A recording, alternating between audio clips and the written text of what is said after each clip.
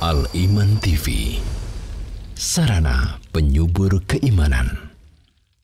Assalamualaikum warahmatullahi wabarakatuh. Innal hamdalillah nahmaduhu wa nasta'inuhu wa nastaghfiruh wa na'udzu billahi min syururi anfusina wa sayyiati a'malina. Man yahdihillahu fala mudilla lahu wa man yudlil fala hadiyalah. Ashhadu an la ilaha illallah wahdahu la syarika lah wa ashhadu anna Muhammadan abduhu wa rasuluh. Ya ayyuhalladzina amanu taqullaha haqqa tuqatih wa la tamutunna illa wa antum muslimun. Ya ayyuhan nasu taqu rabbakumul ladzi khalaqakum min nafsin wahidah wa khalaqa minha zawjaha wa bassa minhuma rijalan katsiran wa nisaa'a wattaqullaha alladzi tasaaluna bihi wal arham innallaha kana 'alaikum raqiba. Ya ayyuhalladzina amanu taqullaha wa qulu qawlan sadida yuslih lakum a'malakum wa yaghfir lakum dhunubakum wa may yuti'illaha wa rasulahu faqad faza fawzan 'azima. Amma ba'du. Ayyuhal ikhwah, para jamaah sekalian, pemirsa Al-Iman TV dan pendengar radio Suara Al-Iman, saudara-saudara yang kami cintai karena Allah, semoga Allah Ta'ala senantiasa memberkahi dan merahmati kita semuanya. Alhamdulillah, kita bersyukur kepada Allah Subhanahu wa Ta'ala. Di pagi ini kita dipertemukan lagi oleh Allah Ta'ala melalui media Al-Iman TV dan radio Suara Al-Iman, dengan dalam keadaan iman, dalam keadaan Islam dan sunnah. Semoga Allah SWT memberikan kita semua keistiqomahan di atas agamanya sampai akhir hayat kita.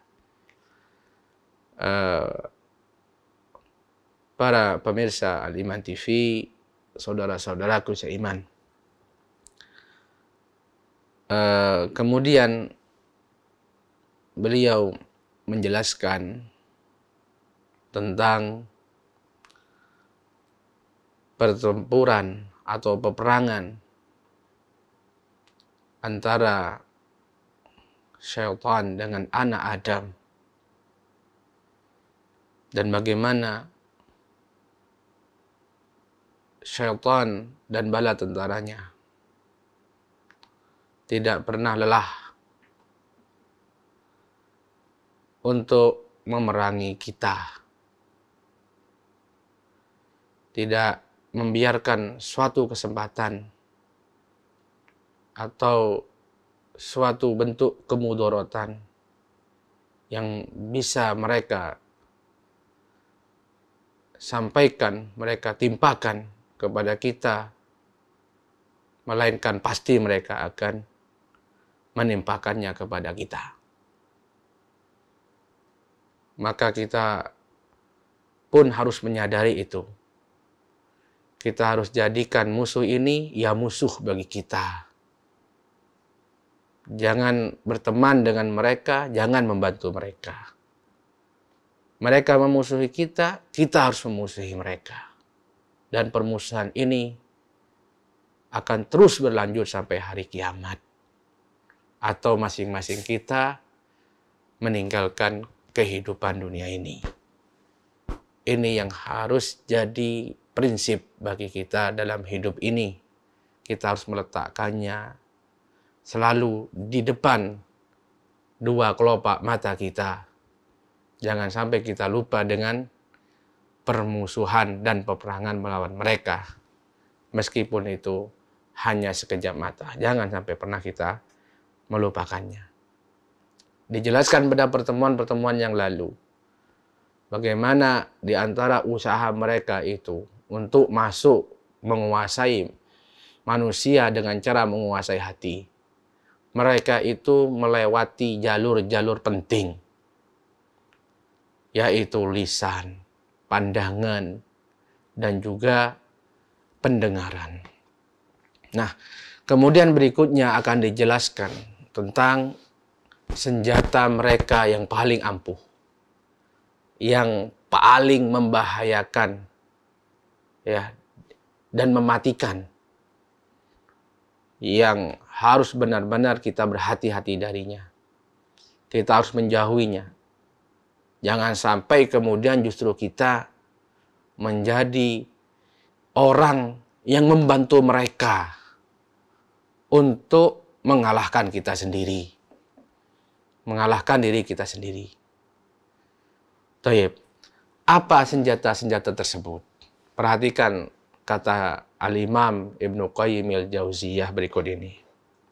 Lalu iblis ini seolah-olah berkata kepada pasukannya, "Wahai anak-anakku, mintalah pertolongan pada dua pasukan agung yang kalian tidak akan terkalahkan jika bersama dua pasukan ini." Yang pertama adalah pasukan kelalaian. Lihat, ini yang pertama senjata mereka, berupa kelalaian. Apa itu? Lalaikan hati-hati anak Adam dari Allah dan negeri akhirat dengan segala macam cara. Tidak ada sesuatu pun yang lebih mencapai tujuan kalian dibandingkan hal ini. Sungguh jika hati telah lalai dari Allah, pasti posisi kalian di hati menjadi teguh dan menjadi mudah dalam menyesatkannya. Jadi yang pertama adalah kelalaian. Ini senjata yang paling agung. Membuat manusia lalai dari Allah dan lalai dari negeri akhirat. Membuat manusia itu lupa dengan kebesaran Allah SWT, dengan keagungannya, dengan kekuasaannya, dengan yaitu rahmatnya yang luas, dan lupa dengan siksa dan azab Allah serta murkanya yang sangat besar. Lupa terhadap Allah SWT dan lupa terhadap negeri akhirat. Lupa bahwasanya setelah kehidupan dunia ini ada kehidupan lagi, di mana dalam kehidupan tersebut manusia hanya akan mendapatkan balasan dari apa yang telah mereka perbuat dalam kehidupan dunia. Nah, kelalaian inilah yang akan dijadikan oleh syaitan dan bala tentaranya ya untuk menyerang, untuk menguasai manusia, Maka janganlah kita menjadi pembantu dan penolong bagi syaitan dan bala tentara untuk memerangi diri kita sendiri. Kelalaian jangan dituruti. Perbanyaklah berzikir. Perbanyaklah mengingat Allah Ta'ala dan negeri akhirat. Dengan cara belajar terus, menuntut ilmu, datang ke majlis-majlis ilmu. Cari, pilih teman-teman yang akan menasihatimu ketika kamu lalai. Ini adalah obatnya. Ini adalah bentuk perlawanan kita terhadap syaitan dan bala tentaranya. Lalai jangan dituruti.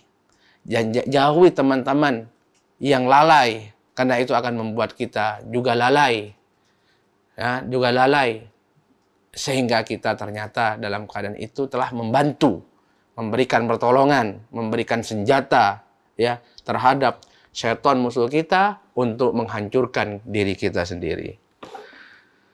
Yang kedua adalah tentara syahwat. Ini yang kedua, yaitu tentara syahwat. Keinginan-keinginan syaitan akan memasukkan pada diri kita keinginan-keinginan terhadap sesuatu yang menyelisihi syariat Allah SWT. Keinginan-keinginan untuk bermaksiat. Ini syahwat. Syahwat itu keinginan-keinginan untuk sesuatu yang bertentangan dengan syariat Allah Subhanahu wa Ta'ala. Dalam segala hal, baik dalam urusan harta ataupun dalam urusan tahta, termasuk dalam urusan wanita. Ya, semua keinginan kita terhadap hal-hal duniawi yang menyelisih syariat, bertentangan dengan perintah Allah dan Rasulnya, maka inilah syahwat. Ini yang terus diusahakan oleh syaitan dan bala tentaranya untuk dimasukkan pada diri kita. Keinginan-keinginan seperti itu. Maka jangan dituruti, harus dilawan. Apa saja yang bertentangan, keinginan berupa keinginan yang bertentangan dengan syariat Islam, maka kita harus melawannya. Tidak boleh kita menurutinya, boleh kita tunduk kepadanya. Berarti kalau kita tunduk berarti kita telah kalah, kita menyerah, atau kita membantu syaitan untuk mengalahkan diri kita sendiri. Lihat kata syaitan.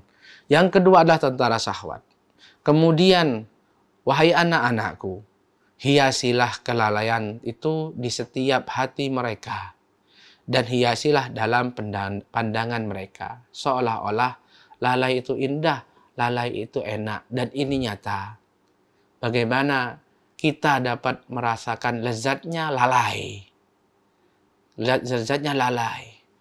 Lalai dengan kemaksiatan, atau bahkan kadang-kadang sering kita itu lalai dengan perkara-perkara yang mubah.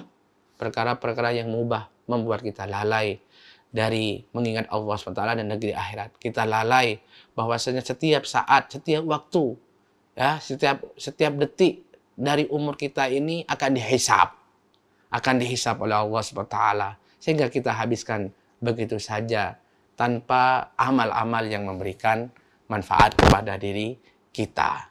Nih, lihat, ini perbuatan syaitan. Membuat kita senang, membuat kita seolah-olah bahagia, indah merasakannya. Padahal itu adalah perbuatan dari setan dan balantaranya. Kuasailah mereka dengan dua tentara ini. Kalian tidak memiliki senjata yang lebih dahsyat daripada keduanya untuk melawan anak Adam. Mintalah pertolongan kepada syahwat untuk menguatkan kelalaian. Perhatikan. Mintalah pertolongan kepada syahwat. Jadi gunakanlah senjata syahwat untuk menguatkan kelalaian. Begitu pula sebaliknya. Jadi antara syahwat dan kelalaian ini satu dan yang lainnya saling menguatkan dan akan menjadi lebih membahayakan jika bisa digabungkan. Sertakan pula dua orang yang lalai dan mintalah pertolongan kepada keduanya untuk menghadapi orang yang ingat. Di sini dikabarkan bahwasannya di antara senjata dan termasuk pasukan iblis, yaitu dari kalangan manusia yang lalai. Orang yang lalai itu juga akan dijadikan senjata oleh iblis dan bala tentaranya untuk menaklukkan orang yang lain. Apa katanya? Sertakan pula dua orang yang lalai dan jadikanlah dia sebagai senjatamu, ya, senjatamu untuk menghadapi orang yang ingat. Untuk menghadapi orang yang ingat. Jadi jangan hanya melihat pada kelalaian diri kita, tapi lihatlah pada kelalaian orang lain. Ini maknanya jauhilah teman-teman yang lalai. Jangan berteman dengan teman-teman yang lalai kecuali bila kita melihat masalah lebih besar. Kita bisa mengingatkan mereka. Tapi kalau tidak, kita masih lemah, maka jauhi teman-teman yang seperti ini. Mereka termasuk senjata dan pasukan syaitan untuk menaklukkan diri kita. Kenapa katanya? Karena satu tidak akan menang melawan 5. Bersama dua orang yang lalai, terdapat 2 syaitan, sehingga jumlahnya menjadi 4, ditambah lagi dengan syaitan yang ingat, sehingga menjadi 5. Allah Akbar.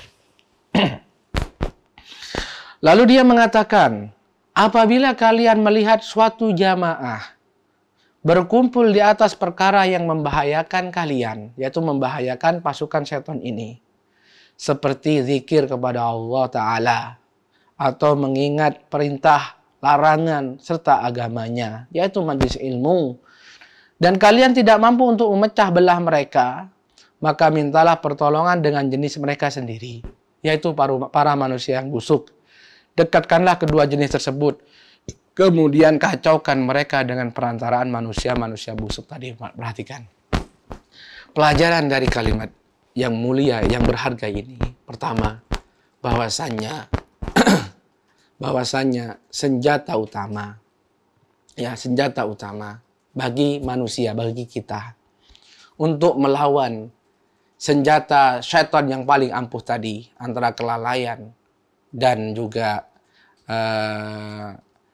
syahwat, yaitu majlis ilmu, majlis zikir untuk mengingat Allah, mengingat perintah dan larangannya, menjelaskan halal dan haram, ya, dalam hal tazkiyatun nufus dengan Allah. Ini senjata kita untuk melawan syaitan dan tentaranya dan pasukannya. Yaitu datang ke majelis ilmu, berkumpul dengan teman-teman yang selalu mengingatkan kita. Ini.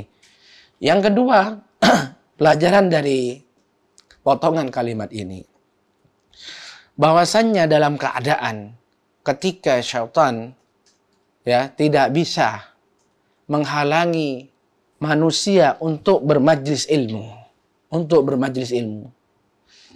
maka akhirnya syaitan akan meminta bantuan dari kalangan manusia sendiri untuk menghancurkannya.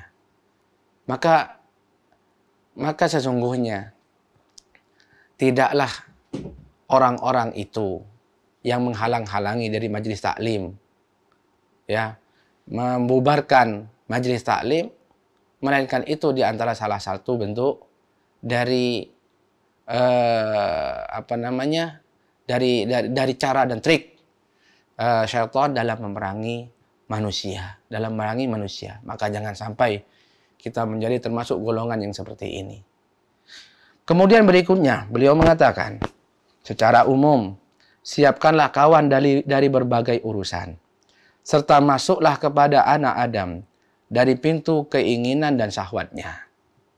Lalu bantulah mereka, jadikanlah diri-diri kalian sebagai para penolongnya dalam mewujudkan keinginan dan syahwatnya tadi. Subhanallah. Jadi awalnya syaitan ini berusaha memasukkan pada diri manusia, yaitu syahwat, keinginan-keinginan yang menyelisihi syariat. Kemudian setelah berhasil dimasukkan, dia tidak diam saja. Syaitan dan bala tentaranya berusaha bagaimana orang ini dapat mewujudkan syahwatnya tadi, dipermudah jalannya, terus didorong, disemangati, dibisikkan kepada dia, dan dihiasi dengan keindahan-keindahan sehingga semangatnya untuk mewujudkannya semakin besar. Jika Allah telah memerintahkan mereka untuk bersabar, perhatikan ini penting. Jika Allah telah memerintahkan mereka untuk bersabar, meneguhkan kesabaran, dan menjaga pos-pos perbatasan dalam menghadapi kalian, maka kalian juga harus bersabar, kata iblis. Meneguhkan kesabaran dan menjaga pos-pos perbatasan dalam menghadapi mereka. Subhanallah. Begitu besar permusuhan mereka. Begitu sabar mereka untuk menyesatkan kita. Oleh karena itu, sabar dalam ketaatan dan sabar menahan diri dari kemaksiatan itu tidak ada batasnya. Itu dilakukan oleh setiap manusia, oleh hamba Allah sampai mati, tidak ada batasnya. Karena syaitan dan bala tentaranya ini berada di perbatasan, siap menyerang kita. Dan mereka bersabar menunggu kapan kita lalai. Maka kita harus terus bersabar, menjaga di perbatasan kita untuk selalu membentengi diri kita dengan ketaatan dan menjauhi kemaksiatan. Kita perlu sabar. Jangan sampai lalai. Jangan sampai memberi peluang sekecil apapun. Melainkan musuh yang tadi nunggu di perbatasan itu, mencari kesempatan itu langsung masuk untuk menyerang kita. Maka kita selalu memohon kepada Allah Ta'ala untuk memudahkan kita dalam ketaatan. Menjauhkan kita dari kemaksiatan. Dan kita butuh teman-teman, kawan-kawan yang selalu mengingatkan kita untuk bersabar dalam ketaatan, bersabar dalam menjauhi kemaksiatan. Kemudian lalu iblis berkata, ambillah kesempatan dari kemarahan dan syahwat. Ini di sini ada tambahan lagi. Di antara senjata syaitan adalah kemarahan, amarah. Kadang orang kalau sudah marah, dia tidak bisa mengontrol dirinya. Umumnya orang kalau sudah marah, dia tidak bisa mengontrol dirinya. Dia akan berbuat dia akan berbuat apa saja meskipun itu bertentangan dengan syariat. Meskipun itu seandainya dia ingat dia tidak akan melakukannya. Tapi ketika marah bisa saja dia melakukannya. Maka ini juga termasuk celah yang ditunggu-tunggu oleh syaitan untuk dimasuki, yaitu dari sisi amarah. Ambillah kesempatan dari kemarahan dan syahwat. Tidak ada perkara yang lebih besar yang bisa kalian ambil kesempatan tersebut dari anak Adam melebihi dua tempat ini. Kemarahan dan syahwat. Keinginan untuk menyelisihi perintah Allah. Ketahuilah, sekiranya ada di antara mereka yang kekuatan syahwatnya lebih dominan, lebih besar syahwatnya, sementara kekuatan amarahnya lemah, maka ambillah ia, yaitu arahkan ia ke jalan syahwat dan tinggalkanlah jalan amarah. Ada orang itu yang kuat nahan marah, maka jangan paksa di dalam kemarahan, karena ada orang itu kuat dalam menahan amarah. Tetapi kencangkan mereka, arahkan mereka, palingkan mereka agar mereka jatuh dalam lembah syahwat, tunduk pada syahwatnya, pembesar syahwatnya. Ada pula yang kekuatan amarahnya lebih dominan, lebih besar, maka jangan tinggalkan jalan syahwat. Sebab orang yang tidak bisa mengendalikan dirinya ketika marah pasti lebih tidak bisa mengendalikan diri ketika marah di jalan syahwat. Oleh sebab itu, kumpulkanlah antara kemarahannya dengan syahwatnya. Campurkanlah keduanya. Ajaklah ia kepada syahwat dari pintu amarah. Demikian pula sebaliknya. Jadi, ini di antara yang dilakukan oleh syaitan dan belantarnya, yaitu menggabungkan antara amarah dan syahwat. Ketahuilah, tidak ada senjata yang lebih ampuh bagi kalian untuk melawan Bani Adam dibandingkan kedua senjata ini. Sungguh telah kukeluarkan ayah bunda mereka dari surga dengan syahwat, dan telah kusebarkan permusuhan di antara mereka dengan kemarahan. Melalui kemarahan, aku putuskan tali silaturahim di antara mereka, serta menumpahkan darah-darah mereka. Dan disebabkan amarah pula, salah seorang anak Adam membunuh saudaranya. Ketahuilah bahwa kemarahan adalah api dalam hati anak Adam. Kemarahan itu ibarat api di dalam hati anak Adam. Sementara syahwat adalah api yang bergejolak dari hatinya, api yang bergejolak dari hatinya, yang ingin membakar.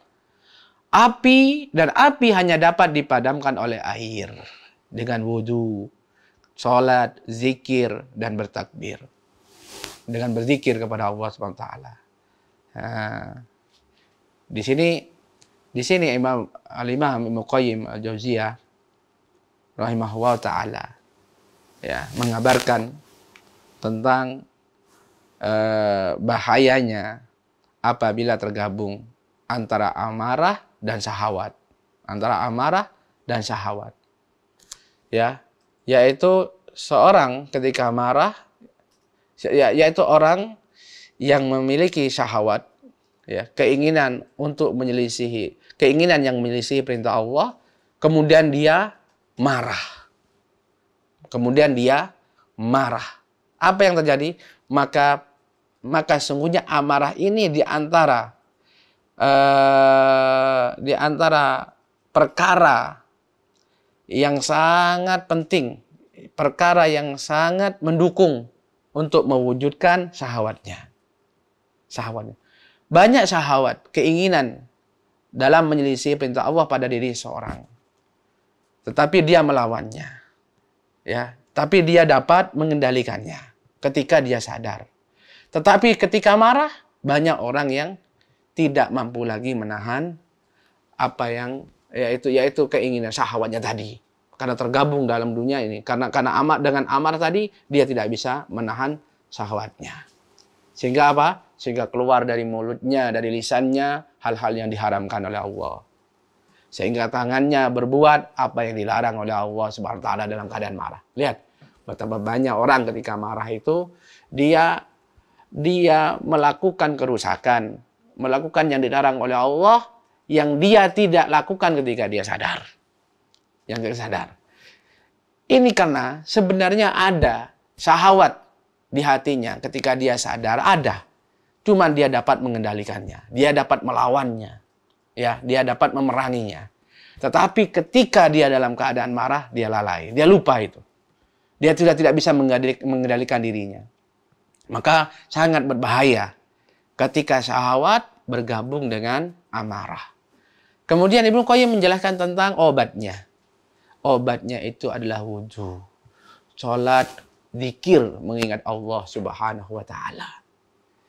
Nah, jadi harus ingat bahwasanya amarah, syahwat itu adalah senjata syaitan. Sehingga ketika marah pun tidak boleh, kita harus menahannya, kita harus melawannya. Jangan diperturutkan. Orang marah itu adalah orang yang normal. Orang yang normal. Tetapi intinya bagaimana dia menyikapi marahnya. Bila dia mengikuti amarahnya sehingga dia berucap atau berbuat yang menyelisih syariat, maka itu tercela. Tetapi apabila dia ketika marah, dia diam, dia menahannya, menahan lisannya, menahan tangannya dari yang dilarang oleh Allah, maka itu terpuji bagi dia pahalanya. Lalu dia lanjutkan, berhati-hatilah ketika anak Adam marah dan syahwatnya memuncak. Yaitu jauhilah dia pada waktu mendekati wudhu dan sholat. Sebab amal tersebut dapat memadamkan api kemarahan dan syahwat. Perkara tersebut pun telah diperintahkan oleh Nabi mereka. Beliau bersabda, Innal ghadaba jamratun fi qalbi bani Adam. Ama ra'aitum minih mirari ainaihi wa intifakhi audajihi. Faman ahassa dzalika falyatawadda. Sesungguhnya amarah adalah bara api dalam hati anak Adam. Kalian melihat kedua matanya memerah dan urat lehernya menonjol. Oleh karena itu, barang siapa yang merasakan hal tersebut, hendaklah dia berwudu. Ini hanya saja hadis ini sanadnya mursal atau lemah. Nabi mereka juga bersabda, kata iblis, Innama tudfa'un naru bil ma'. Sesungguhnya api hanya dipadamkan dengan air. Maksudnya air wudu di sini. Tetapi hadis ini juga terdapat di dalamnya perawi yang majhul, termasuk hadis yang lemah juga. Namun secara makna itu benar, ya, secara makna benar. Karena berwudu untuk beribadah, termasuk zikir kepada Allah Subhanahu wa Ta'ala, itu dapat memadamkan dan meredakan amarah dan syahwat. Allah Subhanahu wa Ta'ala berwasiat kepada mereka untuk minta pertolongan dengan sabar dan sholat dalam menghadapi kalian. Nah, ini dia di antara yaitu ucapan yang menguatkan makna hadis tadi, yaitu firman Allah Subhanahu wa Ta'ala, Ya ayyuhalladzina amanu ista'inu bis sabri was shalah. Wahai orang-orang yang beriman, mintalah pertolongan kepada Allah dengan kesabaran dan salat. Dengan kesabaran dan salat. Maka halangilah mereka dari perkara tersebut, serta jadikanlah mereka melupakannya. Melupakan kesabaran dan salat ketika marah. Mintalah pertolongan kepada syahwat dan amarah dalam menghadapi mereka. Senjata kalian yang paling dahsyat dalam menghadapi mereka adalah lalai dan mengikuti hawa nafsu. Lalai dan mengikuti hawa nafsu. Lalai untuk mengingat Allah dan akhirat, dan mengikuti hawa nafsu, keinginan-keinginan yang menyelisih syariat. Senjata mereka yang paling dahsyat sekaligus benteng terkuat mereka dalam menghadapi kalian adalah zikir kepada Allah dan menyelisih hawa nafsu. Nah, selalu mengingat Allah. Yang kedua adalah menyelisih hawa nafsu. Sabar untuk tidak patuh dan tunduk terhadap hawa nafsu yang muncul dari diri kita. Keinginan yang menyelisih perintah Allah. Harus sabar, ditahan. Tidak boleh diikuti. Jika kalian melihat seseorang menyelisih hawa nafsunya, maka larilah dari bayangannya dan jangan didekati. Subhanallah. Subhanallah. Maka sesungguhnya orang yang kuat itu adalah orang yang kuat melahan hawa nafsunya. Orang yang kuat sejatinya bukan hanya yang berbadan kekar, bukan yang sanggup mengangkat beban kuintalan atau tontonan, bukan. Orang yang paling kuat itu adalah yang sejatinya orang yang sanggup menahan hawa nafsunya, tidak mengikutinya, tidak mematuhinya, tidak tunduk kepadanya. Maka percuma ototnya kuat, tetapi mudah lemah di hadapan hawa nafsunya. Maka dia orang yang lemah. Maksudnya, kata beliau, dosa dan maksiat adalah senjata sekaligus bantuan yang diberikan seorang hamba kepada musuh-musuhnya. Ini penjelasan Ibnu Qayyim sekarang. Dari kalimat-kalimat tadi, beliau ingin menjelaskan bahwasanya dosa dan maksiat adalah senjata sekaligus bantuan yang diberikan manusia, anak Adam, kepada musuh-musuhnya. Jadi anak Adam ini menolong mereka untuk mencelakakan dirinya sendiri. Mereka memeranginya dengan senjatanya tadi. Ia bergabung dengan mereka untuk melawan diri sendiri. Inilah puncak kebodohan.